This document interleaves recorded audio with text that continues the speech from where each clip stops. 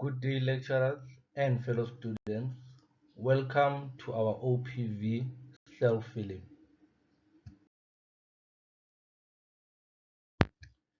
In our self-film, we'll be looking through the importance of inclusive education. We'll also be defining what is inclusivity and how can it be applied in a classroom. Over the years, there have been many definitions on what inclusive education is and what it means. The definition that we have found fit for our self-film for inclusive education is that inclusive education means that all learners in a classroom, no matter their racial, sexual, physical, religious, and ethnic background, and learning styles, should have equal access to educational opportunities, and all learners should feel safe and respected in a classroom. To further identify and define inclusive education, we have found that inclusive education is an educational strategy and principle that seeks to accommodate a variety of learning abilities, learning disabilities, and educational needs for both disabled and normally developed learners. This strategy seeks to provide additional support for learners with different learning abilities and different learning needs, while it is maintaining a relationship between the learners and their peers and not segregating learners from their peers based on how they receive the content or how they approach the content in the classroom. These are some of the many principles of inclusive education. We have highlighted 5 principles that we feel provide a broad and open approach to inclusive education. The first approach that we have highlighted is a universal design for learning. This means that we develop the curriculum so that it gives all individuals an opportunity to learn. When you design the curriculum, it should be inclusive to all the learners in your classroom. Secondly, the first principle that we have identified is differentiated instruction. This means that as a teacher, you must be able to come up with different ways to instruct your learners so that all learners can be able to understand and be able to respond and interact with you in a classroom. This then means that as a teacher, you must be able to come up with different means of instructing learners and making them feel included. Number 3, a cultural responsive pedagogue. This means using a multicultural approach notion to teach all learners. This might be in a form of a language where you use a language that is inclusive to all learners, mainly depending on the demographic that you are teaching. Number 4, understanding by design. This mainly means that you focus on the process of design an effective and holistic learning environment.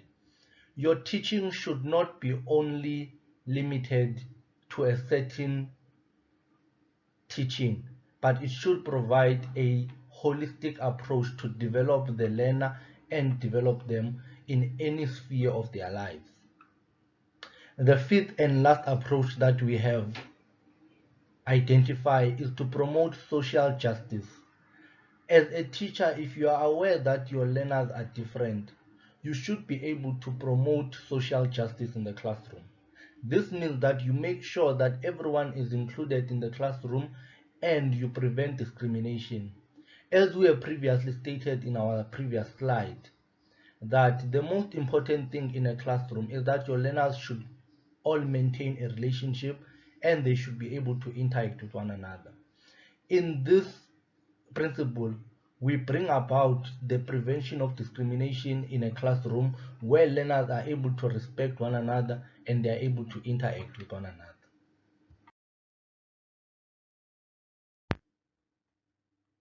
We have then come up with different examples of how to apply inclusivity. We have identified four main points that we feel are a real need in a classroom. The first one is diversity. Because you have different learners in your classroom, diversity is an inevitable factor in the classroom. In a diverse classroom, it is important that you have a common language of communication. As a teacher, you must be able to find a common language that all your learners, regardless of background and learning abilities, that they all can commonly understand. This is one of the examples of diversity where you maintain a set language in the classroom to say that learners are going to have to communicate in a language that everyone understands so that there is no exclusion or there is no discrimination between learners. Secondly, individualized support.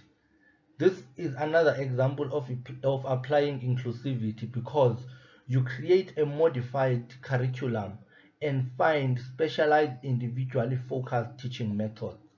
This will help your learners feel valued and seen. And once learners start feeling that as a teacher you value them and you see them, they will be also able to feel included and valued in the classroom. Thirdly, a peer grouping and interaction/collaboration in a classroom.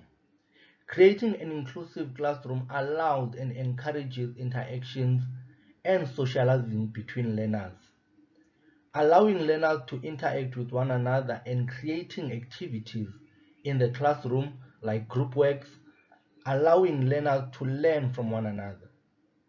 Collaboration is a big factor in a classroom because some learners are able to learn better when they interact with their learners, with their fellow peers. This helps learners learn more and understand better while also maintaining a relationship between your learners. Our last example is including a variety of learning materials and activities, offering a variety of resources and activities that accommodate different learning styles, considering a range of cultural background and viewpoints, and encouraging brave thinking are all necessary to promote inclusion in the classroom.